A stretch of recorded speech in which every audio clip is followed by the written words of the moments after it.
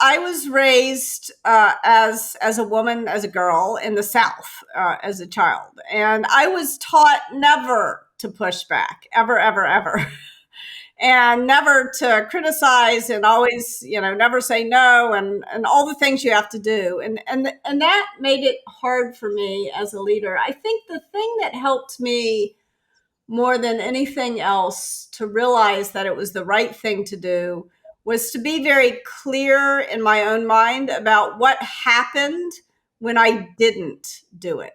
What happened, and because what I didn't want to lose was my desire to be kind. Like, that was core to who I was. I had a mentor early on in my career who said, "Look, you may not love where you are at this moment in your career," and honestly, very few people love where they are in their first five to, it's like, your first jobs are going to suck. I'll just put it that way, unless you're exceptionally lucky.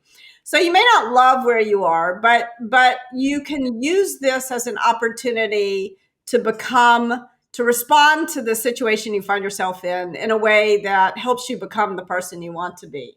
And so that was very helpful to me to realize, okay, I am me now, and I want to respond to the things that are happening to me in a way that helps me become the person I want to become. So that was helpful. The other thing that really helped was thinking about, okay, what are those moments when I didn't respond? What are those moments when I just was silent, when I could have spoken up, or in retrospect, I wish I had spoken up, but I didn't? And what happened? So in Radical Candor, I tell the story of this guy, Bob. And I liked Bob a lot. He was smart, he was charming, he was funny, but he was doing terrible work. And because I wanted to be nice to Bob, I didn't say anything. And then 10 months later, I wound up having to fire him. Not so nice after all. And so I write the whole story in great gory detail in the book. But remembering Bob when I was tempted not to say the thing to someone was really helped me to find the courage to say it. The other very small thing I would do is, before I would go into a conversation with someone, I would write down, what are the three things I want to tell them about. And I had a one-word summary. I'd put it on a Post-it and put it in my pocket.